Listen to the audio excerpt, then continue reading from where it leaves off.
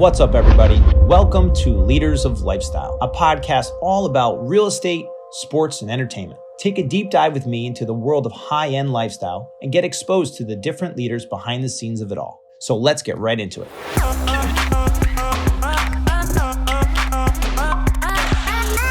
Welcome, everybody. This is Michael Ferraro with Leaders of Lifestyle podcast.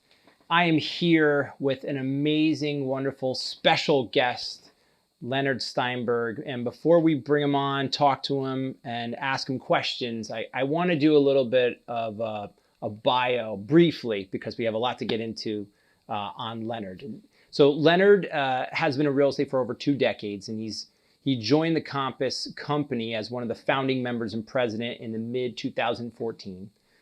He sold several $1 billion of real estate in New York City and in other areas. And he's helped create and market some of Manhattan's most recognizable residential landmarks. Leonard is also a founding member and chairperson of the NYRAC, and he is our dubbed chief evangelist, right, for Compass. So we're going to get into that. So Leonard, thank you so much for being on with us. Thank you for having me. So I have people on that I'm absolutely fascinated with, and I think anybody in real estate, starting out or a veteran, one of the top in the industry, no matter what, to get to hear from you, watch you, listen to you, your points of view, and to understand you a little bit more, I think is such an invaluable ability. So for me, I think that I wanted to break this up today into really 2 parts. One, I have some questions for you. And then I want to get into some of your ideas and philosophies and views on the market today and kind of where we're going, if that's okay with you. Sounds good to me. Leonard, as a member of Compass, I wake up every day and I get to see your emails and I get to see this unbelievable wealth of knowledge. I think I read it in the morning and then I regurgitate the information to my wife and to my family. Did you know this? Did you know this? And I just, because it's amazing. And what I think is also really amazing about someone like you, you've been in the business for over 2 decades with ultra success in one of the most competitive markets in the world, New York City. And I think what amazes me about you is that you have such a pulse on what's going on in the market and a kind of almost unbelievable feeling of how buyers and sellers are working, how business is moving, and trends. And that's not something most brokers understand. And I get that vibe from you, that there's a love there and there's a feeling of that. So have you always kind of been that way with real estate or anything, where you just kind of are so good at picking up on this stuff? Well, you have to remember I have a background in fashion, so I was always trend spotting. Ah, okay. And you always have to look a few years ahead, a few months ahead to see what the next thing is. And that requires a lot of looking. And I had a great art teacher in high school who said, if you want to be a great artist, the first thing you have to do is you have to look really closely. So when it comes to real estate, I applied a lot of what I'd learned in fashion, which was to look closely and to really get deep into your subject matter. So I started very early on in my career getting deep into the subject matter, which is not just the bricks and the mortar. You know, we are not just real estate people, we are luxury marketers. And luxury marketing implies you have to understand the luxury consumer. And when you understand the luxury consumer, then you will know better how to market to them, speak to them, find the properties that appeal to them, help create properties that will appeal to them. But it requires a lot of hard work. And I've always had a passion for anything I've done. If I do something, I get into it all the way. And there was a moment in time when I started out in real estate where I said, this is something I'll do just for now until I do something else, because I had 10 years in fashion. And after a few months, I was like, I love this. I'm in it all the way. And that's really what I do. So I'm very thankful that you think it's my genius that is coming through in these morning emails. It really isn't. What it is, it's a lot of hard work reading a lot of stuff, putting it in writing so that my little pea brain actually remembers it for myself. And then I just press that send button and it comes out to everyone. No, but seriously, I do that morning email every day. And I have been doing it since June 2014, 365 days of the year, because I think it's a wonderful way to keep the Compass family connected in one place every morning. to get the day started out maybe with something inspiring, to learn about the properties that Compass is selling around the country, and then maybe to speak a little bit about the culture of the company or a subject matter that may be of interest. As importantly, I want to provide everyone in the Compass family with content that they can share with their clientele so that we elevate the dialogue of the brokerage community, because I think Compass has been very successful at a lot of things. But the one thing I'm most proud of Compass is that Compass, I think, is driving the elevation of our profession. And that to me is probably more important than anything else I'm doing on a daily basis. That's phenomenal. I agree with everything you said. My brain was like, wait a minute.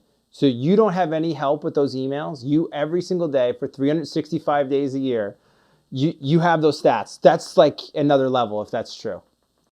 It's called insanity, but I actually do have a little bit of help in that there's a wonderful person who sits at a computer and pulls together all the listings from around the country that are submitted and then has to curate and edit them. There's a huge backlog, and then place them. They have to test first to see if the listing is still active. Right. And if it's still active, they want to have a democracy of price points and locations. Sure. Because we want to be as fair as we possibly can. That then is sent to me, and I put in all the information about the did you knows, we call them. Yeah, but that part, that would take me an entire day to just, I wouldn't sell any real estate because I'd be sitting there. I was not a great student, so I would be sitting there like, so that's amazing. That's amazing that you go into, I mean, because people who read these emails every day like me, the statistics are detailed, excellent, usable every day, and change. I mean, it's phenomenal, the research that goes in. Part of it is they're all copied and pasted. Oh, okay, never mind, Leonard. I'm not making any of the stuff up, and I'm doing the research. What I'm doing is I'm reading a lot of material that you have to subscribe to. Yeah. I have alerts that send me things. I have people who actually send me little tidbits every now and then that are very useful. And then I put that all together and provide as much information and content for people to. I really think I really want everyone in real estate to be passionate about what they're doing, especially at Compass, because I think that's an integral component of who we are as professionals, not just transaction facilitators, but professionals in an advisory capacity, that we can speak with an intelligence and a broader knowledge base that leads our clientele to feel more confident in who we are. Yeah, and I've watched some of the other content you've put out, and you do what you preach. You know, the content that you're putting out is usable, tangible. It's something, it's not slosh marketing. You're not just putting the bland old stuff. This is stuff that's consistent, but also something that is very valuable to clients. It's value driven. And I know you talk about that. I have to be very careful because when you send something out like this and it's getting to about 40,000 people every morning, when you do this, there's a responsibility that comes with it. And there was a moment where I didn't fully understand that responsibility, knowing that a lot of people read every word. I can never veer onto the down or the negative, because I think people look to this email as some form of inspiration. At the same time, I'm the last person to sugarcoat things with, a false perspective. So I always want to give it, provide information the way it is. And always give it maybe a positive spin, because I think we are in the solutions-driven world. And I try to do that as best I can, but sometimes I have to be very careful with what I say. I cannot go anywhere near politics. Everyone's got to be very careful of a whole host of subjects. And unfortunately, I have an opinion on anything, so it's dangerous at times, and I have to bite my tongue or chop off the tips. Well, I mean, it's an amazing feature that you brought. I was just so awe-inspired by that.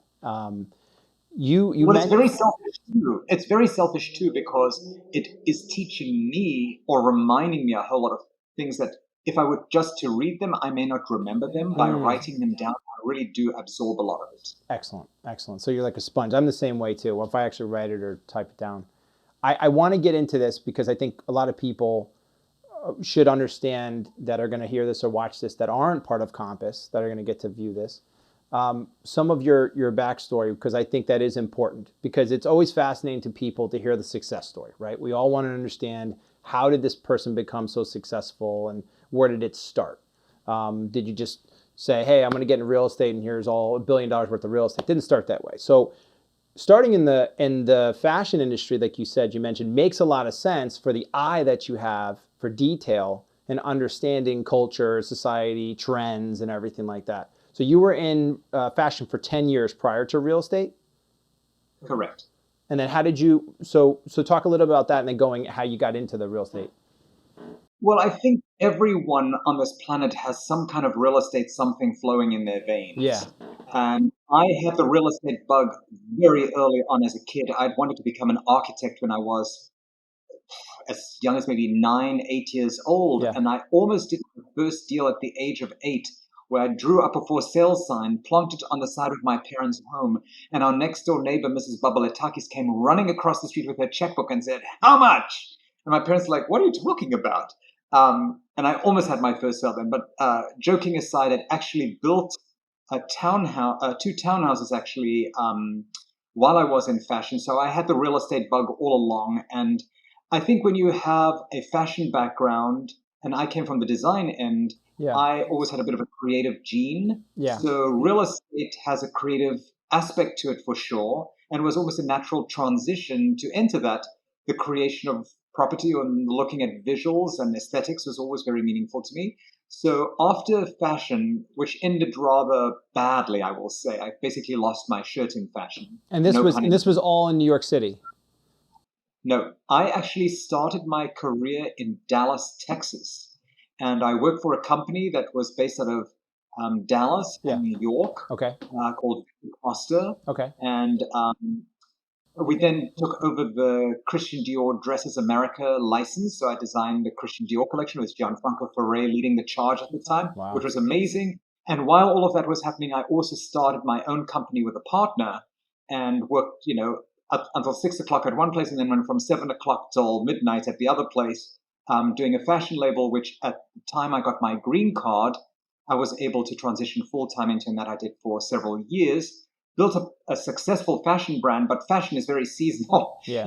You can have an extraordinary season and the next season can be toast. So the highlight of my career was driving past Bergdorf Goodman, and I saw all the windows on 5th Avenue and 57th Street with my collection in it, which was called Julian Leonard. And no one makes those clothes anlianymore because it's for the kind of middle rich. They've been outlawed. Well, you said middle rich? The middle rich. I cater to the middle rich. Okay. But I actually had very rich clients as well who liked the middle rich pricing. All right. But and I always, by the way, had learned even at Victor Costa how to create fashion that looked the part but didn't cost a fortune. So I've always had a very good business sense about creativity, which I think is valuable in real estate. Oh, for sure. And then afterwards, I had a midlife crisis at the age of 30. Okay. And tried to pursue a music career, which was a big failure. And then I said, "Oh, I was terrible. I mean, anyone who listened to my music would turn it off." What instrument? But, I played piano. Actually, my music wasn't that bad. It was just a bit sleepy and I wasn't nearly talented enough. But I failed fast, and I tried real estate. A friend of a friend was in the real estate business and said, "Come give it a try." And within the first few months, I'd had a few deals already going, and I was like, I'm liking this. This is fun. Were you in Dallas still? No, this was in New York. I'd moved to New York already, and my fashion company was based out of New York, Los Angeles, and Dallas.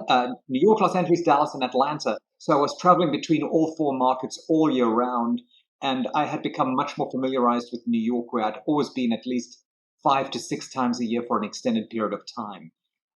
So you were in Dallas and then went to New York City. You were still doing the fashion when you were in the city? Yes. I moved to New York to expand our fashion label, and then ended the collection, and then went into music, and then fashion, into real estate. Gotcha. But I didn't know New York City well at all. Okay. I came to New York to work in the fashion industry, went to a few restaurants, and then went to sleep or went home. So I wasn't entrenched in New York society. Yeah. I wasn't entrenched in... All the streets were Greek to me, by the way. So I had to learn everything from scratch. And I did. I really, just like anything, I'm a little obsessive compulsive. So the minute I started, I said, I'm going to do this. I'll go all the way. And I studied all the streets and all the buildings, and I really did my homework. And the career started to expand. And I think by the time I reached my fourth year, that's when I said, okay, this could be a profession. This is not just a job or income. This is a profession. So in the beginning, whenever we kind of talking about the beginning of your real estate career here, when we find that a lot of agents start off, they kind of all have that aha moment when they're like, okay, this is really fun. This is really exciting. I see everybody making all this money, but how do they do it? And you're searching for the secrets. And then that's when people start to go into their niches. Some people are like, well, I'm the networker.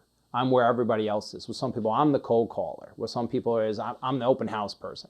Did you have the thing in the beginning where your first couple deals, was it sphere of influence? What was it, the thing that you kind of got you started, like in how that worked? I think one of the biggest aha moments was when a friend of mine, who was a pretty new friend, called me up and said, my boss is looking for an apartment. Here he is. And handed the phone to his boss. And his boss happened to be a senior partner at one of the world's biggest law firms. And I was like, whoa, am I ready for this? And that's a good he'd friend. seen every apartment. Yeah, it's a great, great friend. And fortunately, in my office, one agent was bringing an apartment onto the market on Fifth Avenue, and it looked over the way to a beautiful church. And this guy was in his 60s, and he said as a child, he used to walk up and down the street dreaming of staring at the church. You know it, and the apartment was perfect. He won it in a bidding war, and that was the biggest realization that my best opportunity to grow my business was through a network. And I didn't know that many people at all. And the fashion people I knew were either bankrupt or out of work. Yeah. So that wasn't a great avenue at all. So I said, I'll just go start from scratch. And what I did is I lived in a building in Greenwich Village where there were 70 apartments. And my calculation was, if I could communicate to these 70 people on a regular basis and have my name become a part of their vocabulary when they thought of the subject of real estate, then I would have that exposed to 7,000 people, because everyone knows at least 100 people within their sphere of business and personal. And I started doing a quarterly report for my building. Then I did a monthly report for the building, specific to the building. And I didn't ask for anything. I just said, this is what's happening in the building. This is what's happening in the neighborhood. And it was very new at the time. And it grew from there. It literally grew from there. So I think if you think about that, and you also think about what you're doing, the time that you spent to put the effort in just to do that extra mile without asking anything from anybody, you've made yourself the authority, and you kind of created a brand for yourself within that network, which is that this is what I do, I'm the authority in that area, and you spent the time to actually put that out there, that's exactly. I also think marketing, you have to stand out. I don't think you need a gimmick necessarily, but you have to stand out. And my big advantage was I have this fake British accent, which is South African, and it does resonate. People remember it. People tend to listen a bit closer to what I say, maybe because they don't understand my pronunciation. But that has certainly been helpful. And then I branded myself to say, there was a moment in time where I was dressing like as a funky fashion person. I said, I don't think people want a funky fashion person in real estate. They want something that looks more professional. Yeah. So I dressed up and I had suits from Savile Row and I looked the part, and everyone's like, oh, when he's in my studio apartment, it looks more expensive. Even though, it was, it helps. So I do think it is like a good pair of shoes or a handbag. When you put that with a Gap outfit, it elevates everything. And I felt that was something I could do with real estate. So my years in fashion served me well in that I could apply some fashion sense to my personal brand. And then, of course, in fashion, you're in aesthetics and marketing as well, which I could apply to all my marketing. Yeah. And the one thing I'm very good at is consistency and repetition. And I always change things up. So I was one of the first agents in New York to do a monthly report to a building. No one was doing that. Right. Then I did a monthly report to a much bigger sphere. I expanded that report and I called it Luxury Letter. And it has been going out for 18 years now, right. Every single month for 18 years. Wow. And that goes out consistently. And then I converted that into a website. So you can not only get it via a link, but you can also go through an archive and see every single edition. And boy, the first ones are hideous. We printed them on a Xerox machine. Wow. So it's, now it goes to a printer and everything's, much more advanced. Then we were one of the very first people to have our own team website.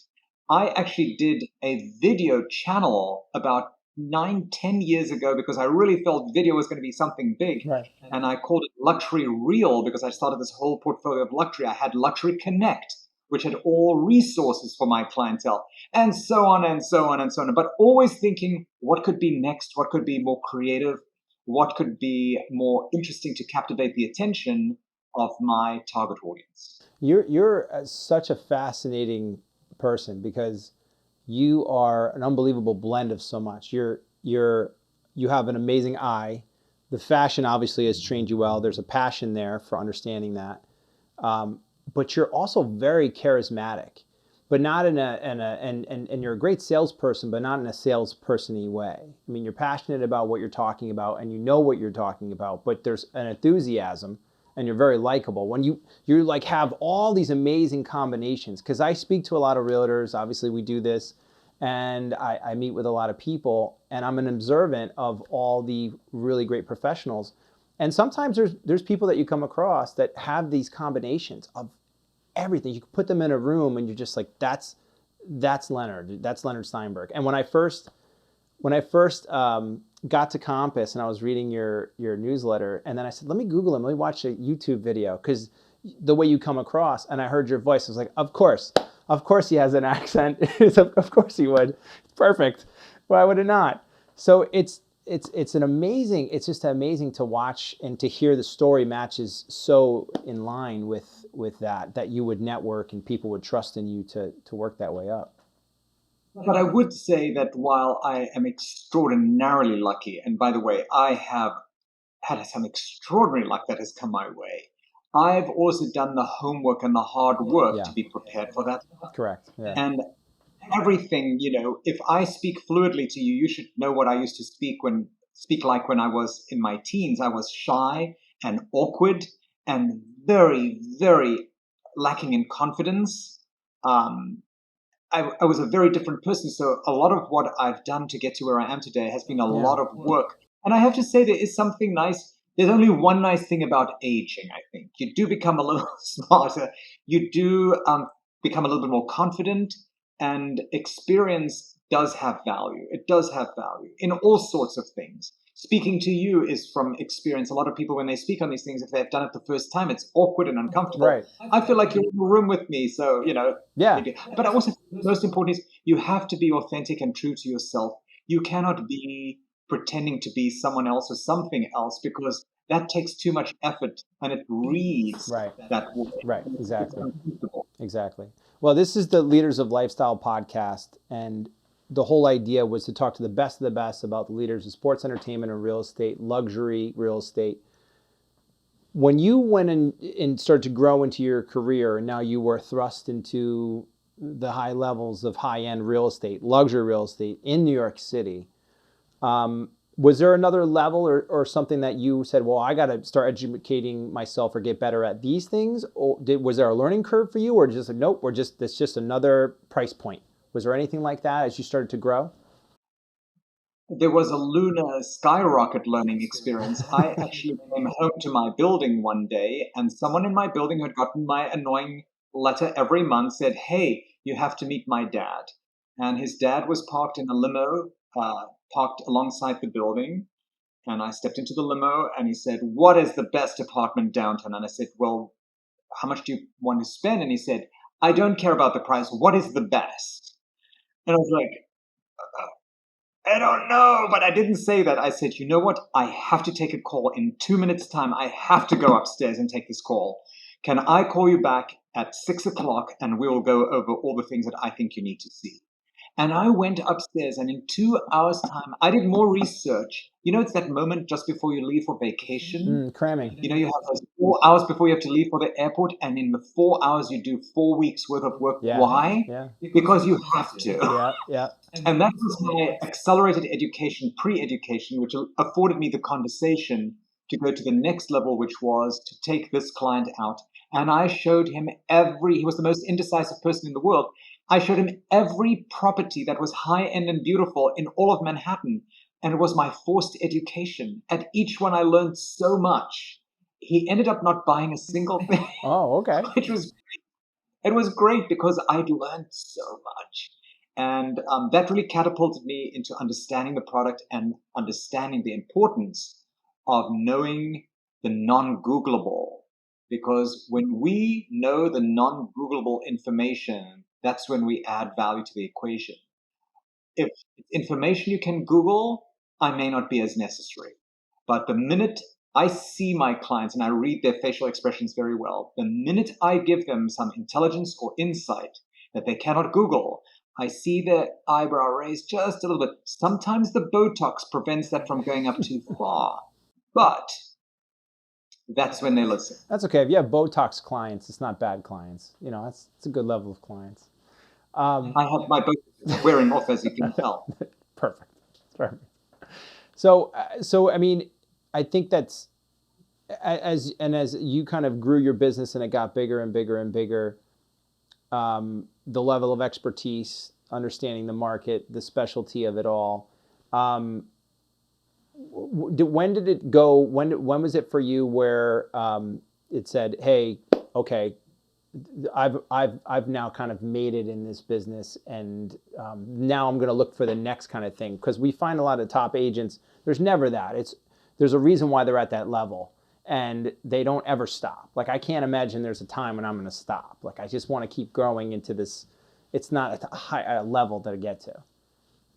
Well, it's funny. I was doing a showing several years ago with a commercial broker, and we were wandering through a townhouse with a client, and I said, "When are you going to retire? I mean, come on, this is exhausting."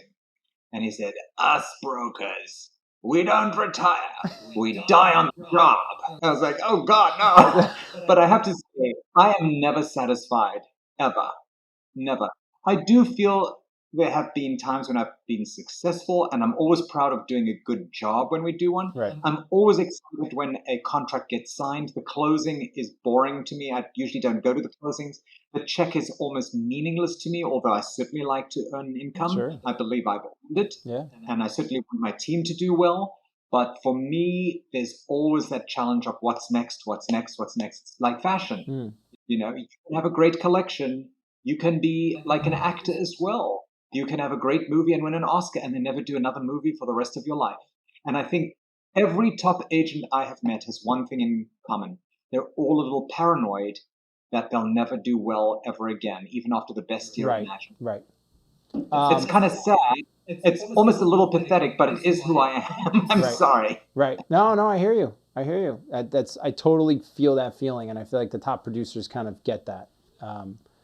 So, and I watched the, what was that? Sorry, there is a certain desire to win, but I'm not in it for the winning. I'm in it for getting stuff done, and unfortunately, I internalize the agony of all my clients. Yeah. So if something doesn't sell, I almost feel their pain, and it can be agonizing. Fortunately, I have selective Alzheimer's, and I can flip a switch and forget like that. Yeah. Well, you need to. You have to have that quarterback mindset sometimes, and kind of like, okay, that was then. And the top agents, top brokers can have a special ability to juggle a lot of things at one time and keep their pipeline full and prioritize mental space. For a lot of people that are going to watch and listen to this, that are going to hear your story and say, I mean, yeah, he's super successful. Did you ever have a time in the business when you questioned or said, hey, this is a pretty tough spot for me in my business? Because you are, for 99.9% of agents listening or watching, you are as good as New York City, $1 billion in sales. That's a big deal. But did you ever have that moment or tough spot where you said, I don't really know here and how I'm going to get through it?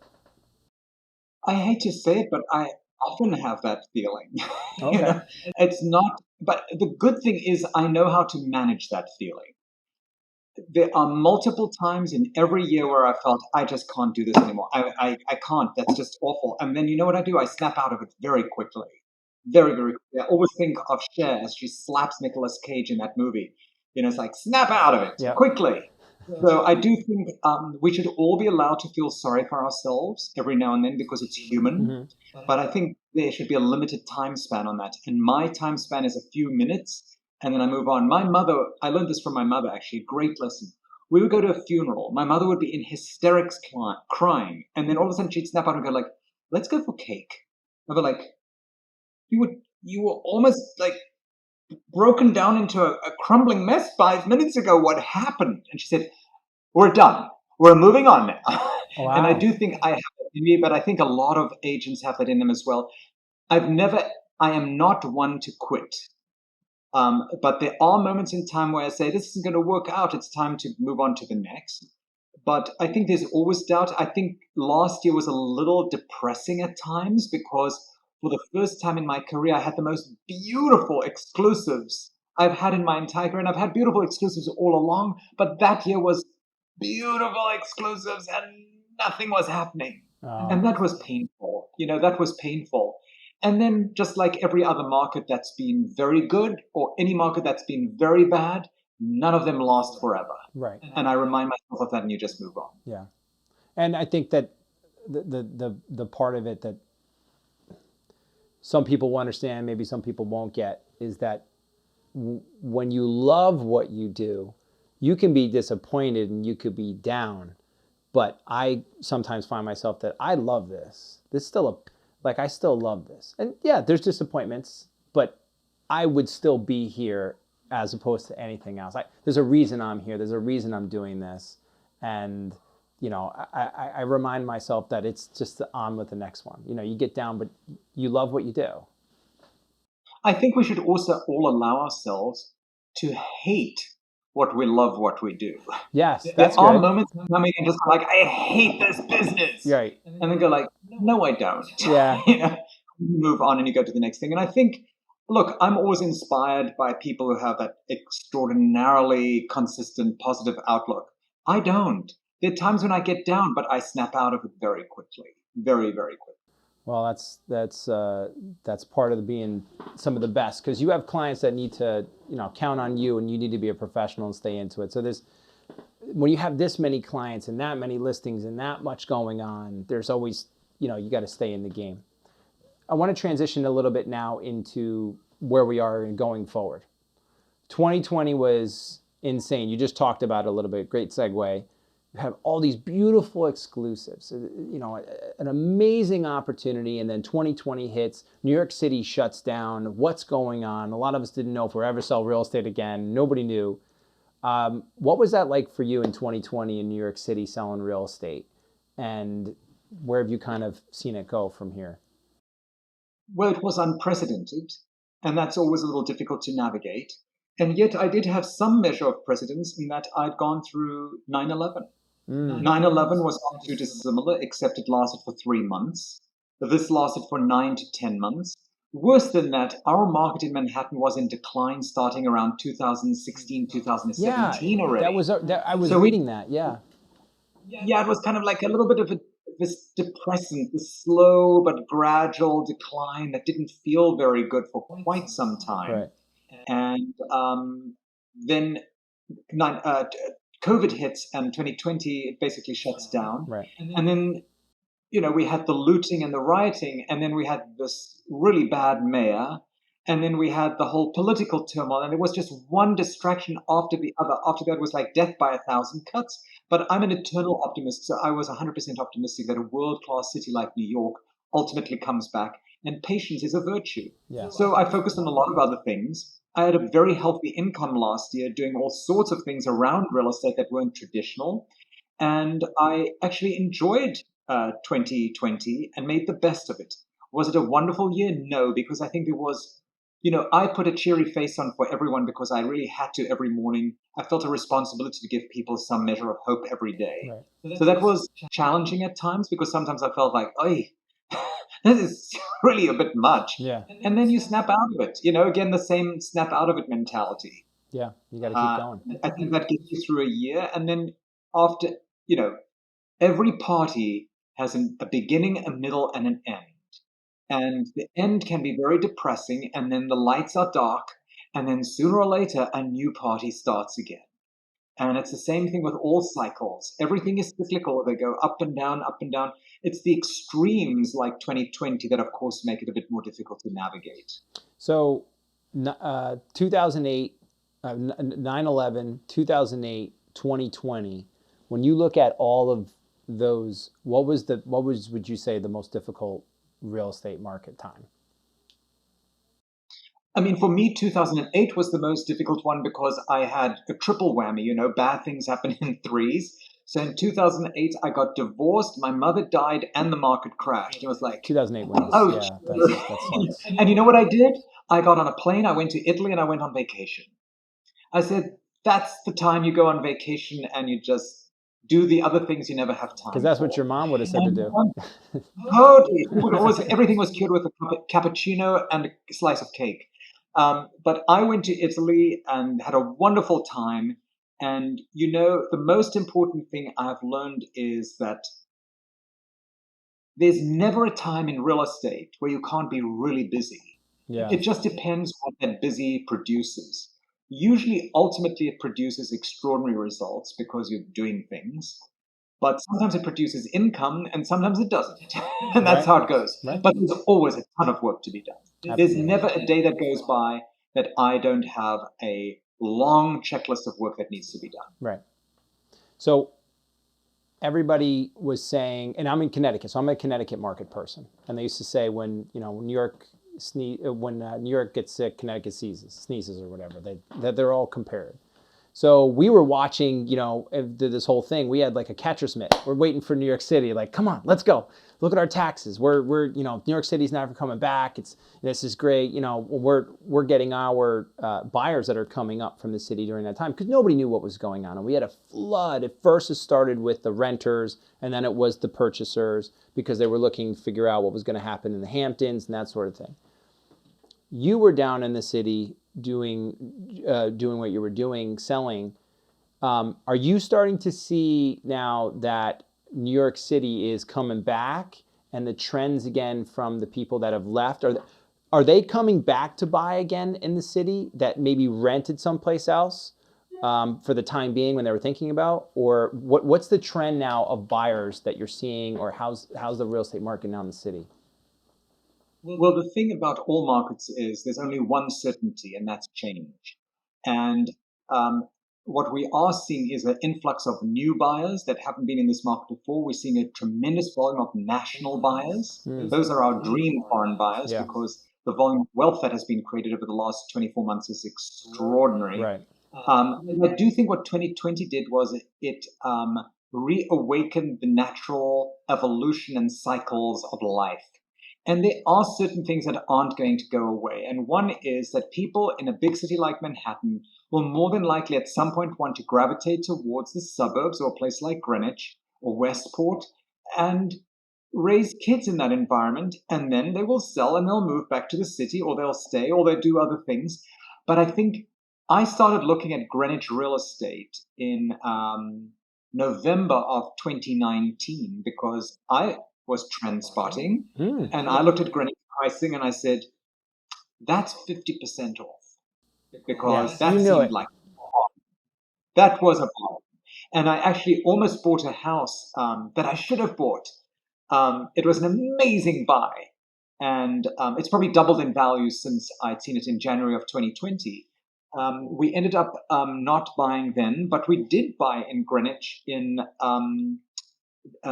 February of this year. We closed in actually end of January of this year. We bought a beautiful property in backcountry in 10 acres.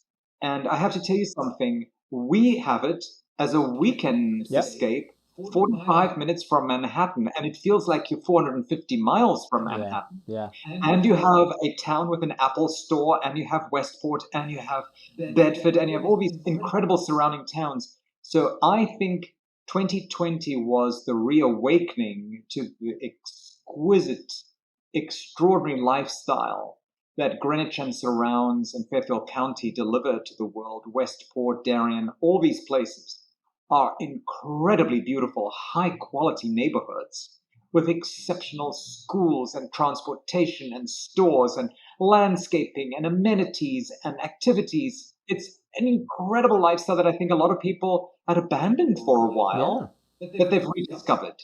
So I think in that regard, you're very insulated in these areas. And then at the same time, I would say the world is looking at Manhattan and saying, wow, that's back, number one. Number two, we have a more than likely a very centrist mayor who looks Yeah. sensible and very capable of handling unions.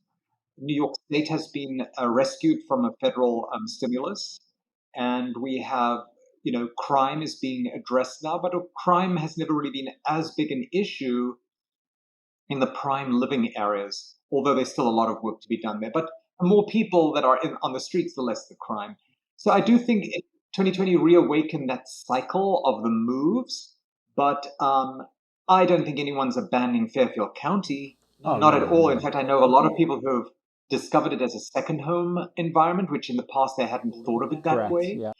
And I think a lot of people are saying that's a great lifestyle, and I can be in Manhattan for 3 days of the week, or 2 days of the week, or 4 days of the week, and divide the time between. Or you can work in White Plains, or in downtown Greenwich, or Yeah, in Westchester. Stamford. I think what happened was 2020 was the great unlocking, and it really unlocked markets tremendously. 2021 is the rebirth of New York, definitely Manhattan. I remember when I was doing a lot in Greenwich, still do a lot in Greenwich, but when Greenwich was 88, 90 months of inventory, we were log jammed, and I would be selling properties in backcountry, and people would say, well, nobody wants to be back there because nobody wants to be in Bruce Wayne's manor all by himself and that kind of thing.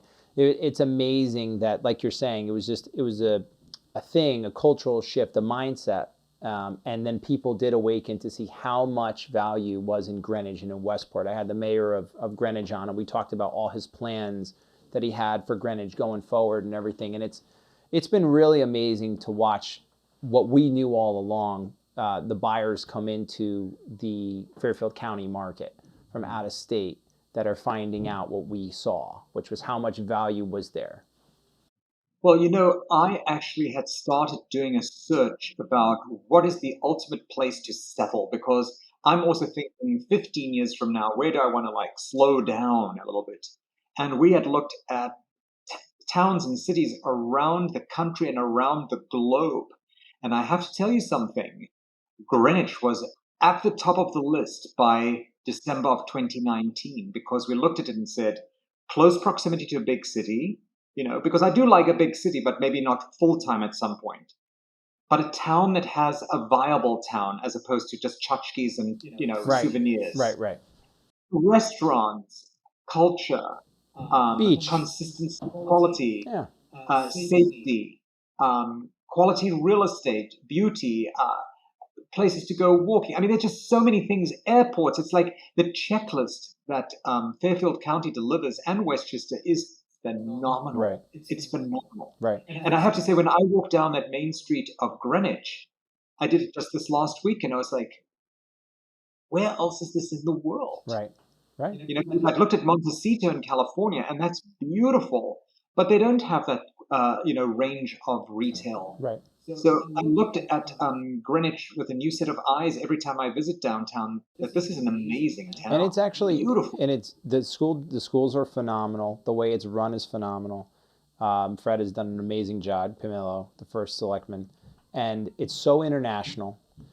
You get cultures, and like you just mentioned, between the beaches and the downtown area, the backcountry area, you get a little bit of everything in there. I think you hit the nail spot on the head. And then we got to go have a cup of coffee or something like that in Greenwich. I didn't know you had a place there. That's awesome.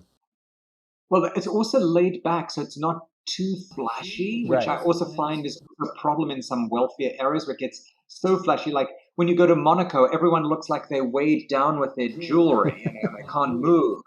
It's just too heavy. So I don't want to be in that environment either. And not everyone drives a Bentley, although I have to say there are a lot of Bentleys floating around There are town. a lot of Bentleys, But yeah. for the most part, it's a more subtle approach to wealth, even though, of course, there are these huge mansions. But the huge mansions are also exquisitely concealed with the most stunning landscaping.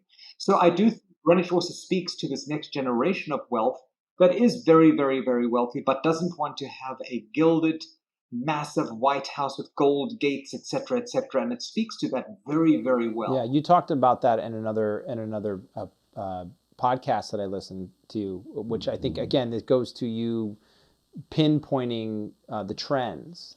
The wealthy have a different approach to how they spend, use, or flash their wealth. It's a completely different kind of use. It's much more functional, much more day to day. You'll get, and the Greenwich is starting to resemble some of that. The Round Hill properties, the lake properties over in the South Parkway area, Greenwich, they are landscape different. And the new properties that are being built, yeah, some of them are very modern. I've sold some really nice ones, but they're different kinds. They're not all gold plated everywhere. It's not all the gaudy big stuff anymore. It's more practical. And let me tell you, Greenwich during the Christmas holiday time on Greenwich Avenue there is beautiful. Oh, that's a very special place when we drive up in there for photo shoots. We've done some photo shoots in the wintertime where you have snow swirls and even the photography during the time is just beautiful with all the lights and everything like.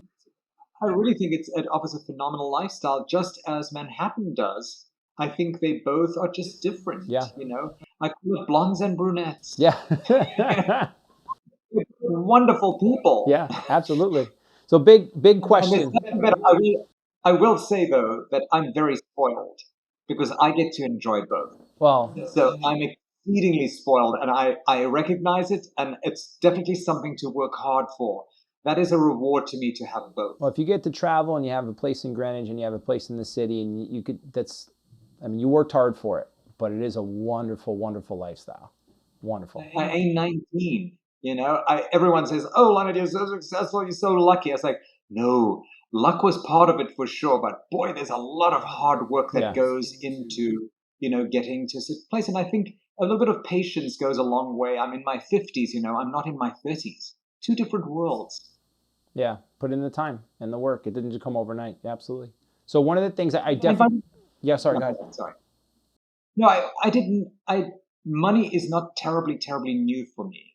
So when I grew up as a kid, I understood from my parents what money meant, and that, especially in my family, if you have money, you just don't brag about it. Okay. So bragging and arrogance were just not tolerated at any point. And I think once you have that instilled in you, then you can deal with, there was a moment in time I took a calculator to the grocery shop and calculated how many meals I could get out of a can of tuna. But it was funny. It wasn't traumatizing. I found it funny. Wow. Yeah, that's very, very good point. That's a very, very good point. When you understand money at a young age, you have a different view of it as you grow older. It's a lot of it is how you brought up. When you're in your first job trying to get a green card and getting paid $300 a week, you are forced to figure it out. But it's a great boot camp. Great boot camp. Absolutely. I would be remiss not to kind of talk about this as we kind of wrap up here. Everybody wants to know where this is going. We had one of the hottest markets in the history of the United States. We're in it. I personally think we're kind of plateauing a little bit here on the market. Where we go, I don't know. I'd love to know your opinion on something like that. And that's a very general question because there's a lot of components. Real estate is a very localized thing. Where do you see, let's just say, like the Greenwich, New York City, where do you see real estate in the Northeast in the future? I do think the Northeast is going to continue to perform exceedingly well. Number one, because of its proximity to Europe. Number two, because of its desirability as it relates to commerce, culture, cuisine, landscape, climate. There's a lot to love about the Northeast in Greenwich and New York City. And I do think, people go where the jobs are, and these days the jobs go to where the people have the best educations, and the education that you can achieve in our area is pretty exceptional. I think if there was one thing I heard consistently from even the most skeptical people who were saying, I have my 1 foot out of this city or this state, they said, but that education quality keeps me back in. So I think a really solid education breeds intelligence. I think intelligence is always drawn to culture, etc., etc., etc. Then the other thing we have to remember is we've been underbuilding intensely, and there's huge disparity in wealth that has to be addressed at some point. It's unsustainable. we are going to create ourselves a really horrible monster if we let it keep getting worse. It may not get better, but we cannot let it get worse, because when you have the vast majority of people scraping by and you have the small group of people, partying at Studio 54, someone's going to come down and burn down that Studio 54, That's true. Yeah. or it'll implode. Yeah, right. So I think the markets right now are definitely at the tail end of the mad rush. So imagine this is Black Friday after Thanksgiving. Yeah. And the midnight sale happened in 2020, and people were scrambling and fighting for those televisions at Walmart. And now we've headed into the pre-Christmas shopping arena, where people are going to come in and out and buy, and things are going to also feel much more confident, because there's activity and there's movement. I think when there's no movement and stagnation, that's when people get nervous, because they don't know which way it's going to go. Right. I do think we're underbuilt dramatically in many areas, so there's a lot of catch-up that needs to happen there. And I do think as long as our population grows, as long as the economy is good, we will have a very healthy real estate market for many years to come. Do you see We've had what was that? We've had very healthy real estate markets in weak economies too, by the way. Yeah. But the most important thing is revised banking regulation that happened after the 2008-2009 financial crisis has shifted the whole dynamic of the potential for big nightmares, because the people taking on the mortgage risk right now are people who are in a position who can actually manage it. That's right. I did a whole video on that. Yeah. Exactly. So I think right now we have new rules, new circumstances, but everyone says this time it's different. Not necessarily. Certain things have a tendency to repeat themselves, and bubbles have a tendency to inflate and deflate. But a bubble doesn't have to burst. Right. So I think if we're in a bubble right now and it's this big, maybe it deflates a little bit, but this bubble doesn't have to burst unless something really crazy happens. And crazy can happen. Yeah, sure. But if we can recover this quickly from a global pandemic that killed over 600,000 people, if we can recover this quickly, we should feel very confident about the future. I think that when people talk about bubbles exploding and all this craziness happening, I think they don't really know the underlying basis of how that actually stuff happens. How do bubbles actually burst? How does this work? This real estate's the Titanic. It's not a speedboat. It takes time for things to happen. The purchasers that are being made, especially using financing, this is a different financing purchaser than back in 2008. So the economics or the building quality of a bubble here is not the same as it was in the real estate industry. And I think you put it perfectly. Let's hope real estate isn't the Titanic, though, because that didn't end very well. Oh, right. I should just say it's a big ship. Right, not the Titanic. I don't know why I said Titanic, because I think my kids are now 4 and 6 and obsessed with like ships and boats. That's a very good point. I was saying to my wife the other day, I said, how come no other ships ever call themselves the Titanic? And I'm like, oh, right, obviously, it makes sense. Good idea. Nobody ever calls themselves Titanic. Look, I think real estate is probably more of a train than a boat, in that a train is on rails and it keeps going and going and going. And sometimes it slows down and stops, and then it picks right back up again. Yeah. So I think at the end of the day, commercial real estate may be the more challenged environment and more susceptible to economies.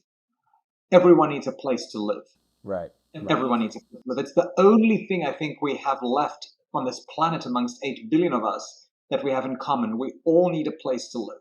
All of us. Food, water, shelter. I always said if you could be in the business of either the food, water, shelter businesses, people always need a place. Absolutely. Leonard, I could talk to you for hours. You're amazing. Is there anything here that we didn't talk about that you'd like to talk about, or anything as we kind of sign off? I don't remember anything I said, so you better be that. Yes, I did my job. Great. All right. Leonard Steinberg, I thank you so much for coming on Leaders of Lifestyle podcast. It's been a true honor to have you on. Anybody who's in the Compass family, every day check out your email that you put out there. For people who are not part of Compass, or thinking about joining Compass, just want to kind of follow and learn more about you, where are some areas that they can follow what you have going on? Well, I think luxuryletter.com gives a good insight into the Manhattan markets on a regular basis. You can also follow me on Instagram at the Leonard Steinberg team on Instagram. I provide a lot of information and insight to what I'm doing over there as well. But I really have to thank you so much because you make me sound significantly better than I really am. Truly. I don't know. Your story is pretty amazing, and you are pretty amazing yourself. So you did all that on your own. No help to me. I don't see that at all. I'm actually looking at these calls where you have to see yourself is truly repulsive to me, but it is what it is. And I'm really thankful that you included me, and I'm very flattered that you did. Thank you. Like I said, honor to have you on, and I hope you come on again soon, and I hope we get to hang out in Greenwich and have a cup of coffee and chat some more. I look forward to it. Thank you. Thank you. Leonard Steinberg. Rob, you have my mouse. But I want to say thank you again, Leonard, for coming on. And to next time, everybody, Leaders of Lifestyle Agent, Mike Ferraro, take care.